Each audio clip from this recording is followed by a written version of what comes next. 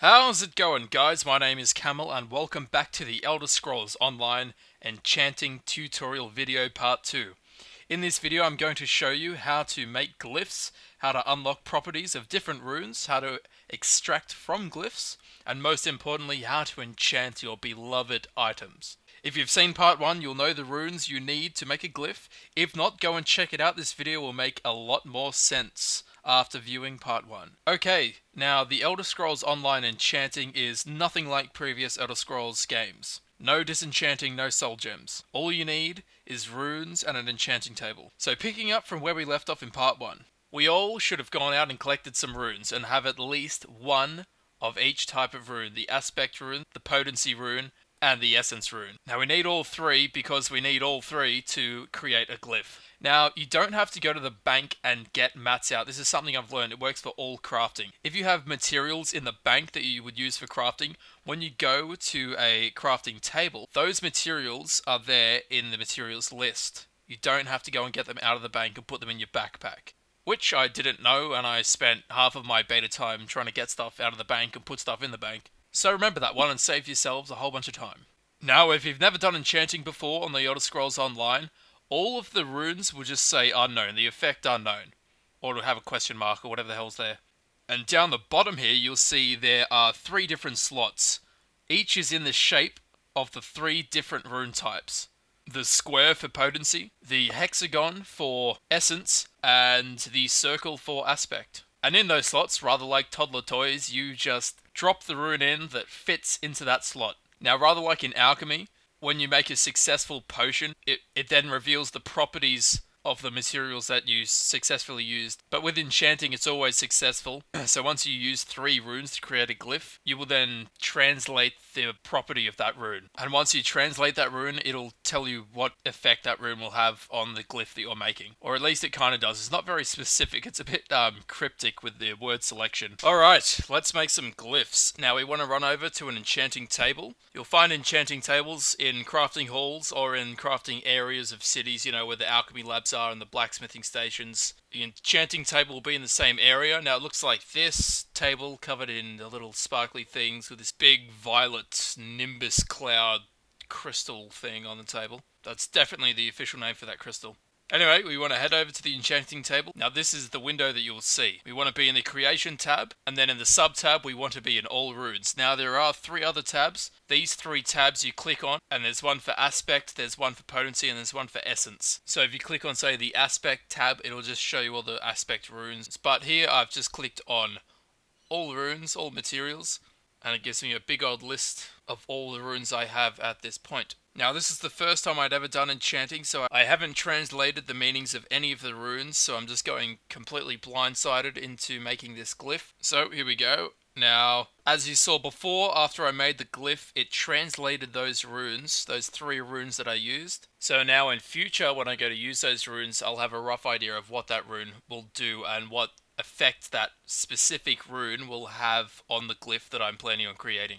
And as you can see here, Jode translates to reduce, Kyoko translates to poison, and Tar translates to base. Now we'll start from the bottom up. Tar is the aspect rune, the circle rune, which is base. Now aspect rune determines the quality of the glyph. So base just means the lowest, it's white. It's basically the worst quality rune possible, which is expected at like level 3. In the middle there, the Kyoko, that is the essence rune, the hexagon rune, which translated to poison. Now the essence is, health, stamina, magicka, poison, fire, frost, shock. So those essence runes are essentially the essence of the glyph. Like what type of damage it will do, what type of resistance it's going to give you, what type of stat it will increase. And finally, at the top there, we have the square rune, Jode. Now the square rune is a potency rune, but Jode translates to reduce. Now, a potency rune determines what your glyph is going to be doing. So, the essence is poison. Here we can see the potency rune is reduced. So, it's going to say reduce poison damage taken. Create one more glyph, because that's all I have the runes for. And then we'll have a look in the bag and see what glyphs we've created here. Okay, and as we can see here, I have created the trifling glyph of poison resist. So, that was the first glyph I made. And the second glyph I made was the trifling glyph of flame. Now, With the first glyph, I used Tar as the aspect rune, which is the lowest quality aspect rune I had, so the glyph was a white glyph. But with the second glyph, I used the green aspect rune, so the quality of the glyph was increased, and as you can see here, it's green. It's got a green name.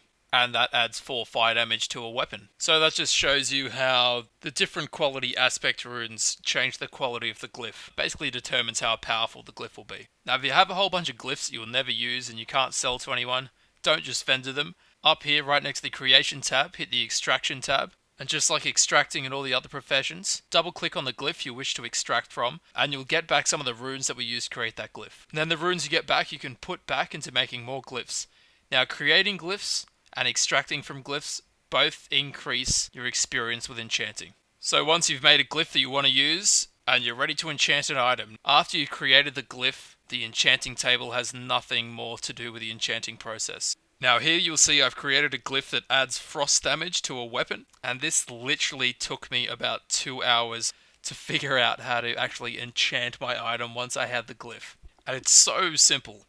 What you can do, you can either right click on the glyph and click use and then select the item to enchant it onto, or what I did, I went to my equipped items, right clicked on my weapon and then clicked enchant and then selected the glyph to enchant onto it. If only I had a time machine, I could have gone into the future to watch my own videos to teach myself how to enchant items in the past and then go back and then be in the present, which is now the past. Whoa, confusing.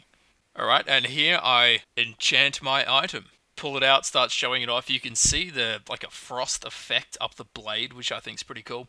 Alright guys, that's it for the Elder Scrolls Online Enchanting Tutorial Video Part 2. If this video has helped you out at all, please leave a like. Share this video to anyone you think would find this useful. Leave a comment if you have any information that would help myself or any other players. And if you enjoyed this video and would like more videos like this one, please subscribe. Now, before I leave you, I've just uploaded a thank you video for hitting 100 subscribers. It's also a video in regards to the upcoming Elder Scrolls beta.